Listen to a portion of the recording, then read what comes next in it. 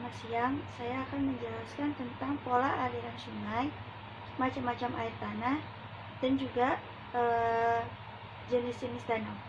Yang pertama itu pola aliran sungai. Pola aliran sungai yang pertama adalah radian sentrifugal. Radian sentrifugal adalah aliran sungai yang menyebar dari satu titik puncak seperti gunung api, lokalit, dan kubah. Terus yang kedua ada radian sentripetal. Radian sentripetal adalah pola aliran yang memusat ke satu titik seperti menuju danau atau cekungan. Terus yang ketiga ada dendrik. Dendrik merupakan bentuk paling umum dari sistem sungai. Dalam sistem ini banyak aliran atau anak cabang yang berkontribusi seperti ranting pohon yang kemudian bergabung ke sungai induk. Terus saluran sungai mengikuti kemiringan lereng dengan tipe batuan homogen dan berada di lembah berbentuk V. Terus yang keempat ada rektugal. Pola ini berkembang pada daerah dengan batuan yang resisten terhadap erosi dan bertipe seragam. Ciri khas dari pola aliran ini adalah bentuknya siku-siku seperti patah.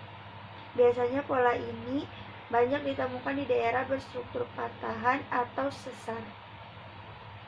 Terus yang kelima ada pinate. Pola pinat adalah aliran yang mana muara anak sungai membentuk sudut lancip dengan sungai induk. Sungai ini biasanya terdapat pada bukit yang lerengnya terjal. Terus yang keenam ada trellis. Aliran sungai yang anak sungainya hampir sejajar dengan sungai induknya. Biasanya berada di wilayah patahan. Terus yang ketujuh ada anular. Pola ini mengikuti morfologi kubah berbentuk melingkar dan konsentris seperti di wilayah Red Valley atau Black Hills, South Dakota. Terus yang kedua itu ada macam-macam air tanah. Macam-macam air tanah itu yang pertama ada air tanah freatik. Air tanah freatik merupakan air tanah yang lokasinya berada pada permukaan tanah dangkal. Air tanah seperti ini berada pada daerah permukaan tanah dengan lapisan kedap air atau impermeable. Contoh dari air tanah jenis ini adalah sumur. Terus yang kedua ada air tanah artesis. Air tanah artesis merupakan air tanah yang lokasinya berada pada lapisan akuifer dengan lapisan batuan atau lapisan kedap air. Lokasinya lebih dalam dari air tanah freatik, namun masih bisa dijangkau dengan menggunakan sumur suntik. Terus yang ketiga ada air tanah meteorik. Air tanah meteorik atau air tanah pados. Air tanah pados juga air tanah ini akan terbentuk melalui proses yang unik dan langka, sehingga keberadaan air tanah yang satu ini bisa dikatakan langka, sama seperti namanya, yaitu air tanah meteorit. Proses terbentuknya air tanah ini tidak jauh-jauh dari yang namanya meteorit. Air tanah pados ini terbentuk sebagai hasil dari air tanah pados ini terbentuk sebagai hasil dari presipitasi atau hujan yang di dalam prosesnya di atmosfer mengalami kondensasi serta pencampuran debu meteor yang menabrak lapisan atmosfer yang habis terbakar di lapisan tersebut. Oleh karena itu, proses terbentuknya yang demikian, maka air tanah ini mengandung unsur debu meteor seperti tritium serta kimia air berat atau H3. Karena air pados ini tergolong air yang langka, maka manfaat air tanah pados belum terlalu maksimal untuk manusia. Yang keempat, air tanah juvil. Air tanah juvil merupakan air tanah yang berasal dari intrusi magma.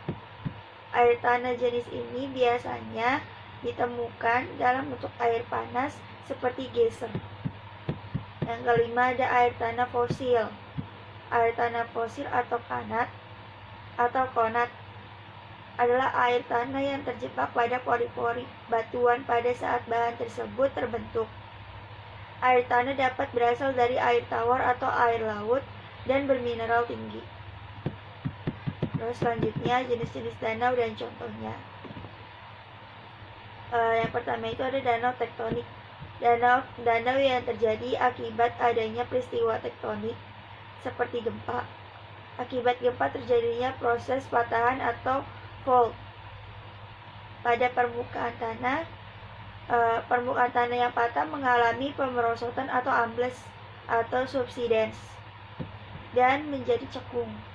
Selanjutnya, bagian yang cekung karena amblas tersebut terisi air dan terbentuklah danau.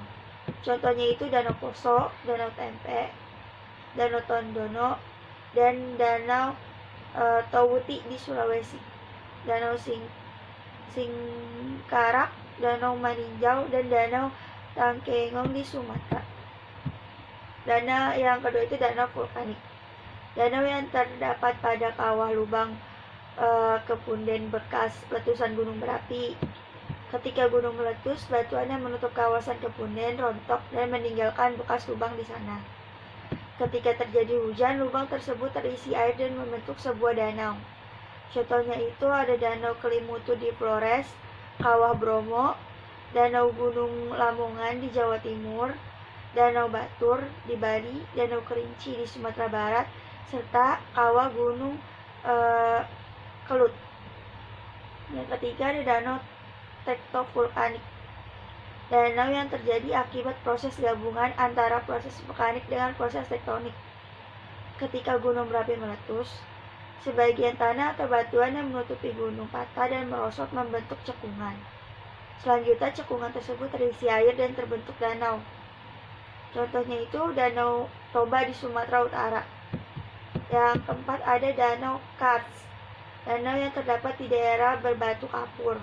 Danau jenis ini terjadi akibat adanya erosi atau pelarutan batu kapur. Bekas erosi membentuk cekungan, dan cekungan terisi air sehingga terbentuk danau. Contohnya itu Dolin dan Uvala. Yang kelima, danau glosial. Danau yang terjadi karena adanya erosi gletser. Pencairan es akibat erosi mengisi cekungan-cekungan yang dilewati sehingga terbentuk danau. Contohnya danau yang terdapat di perbatasan antara Amerika dengan Kanada, yaitu Danau Superior, Danau Michigan, dan Danau Ontario. Yang keenam ada Danau Tapal Kuda atau Oxbow Lake. Danau Tapal Kuda merupakan danau yang terbentuk bila sungai yang berkelok-kelok melintasi daratan mengambil jalan pintas dan meninggalkan potongan-potongan yang akhirnya membentuk danau. Contohnya itu Danau Tapal Kuda di hilir Sungai Mahakam. Yang ketujuh, yang terakhir, ada danau buatan. Danau buatan adalah danau yang sengaja dibuat oleh manusia. Danau buatan lebih dikenal dengan waduk. Contohnya Waduk Jatiluhur di Jawa Barat, Waduk Cirata, Waduk Kedungombo Jawa Tengah, dan Waduk Riam Kanan, dan Waduk Panglima Besar Jenderal Sudirman, dan juga Waduk Pluit di Jakarta Utara. Terima kasih.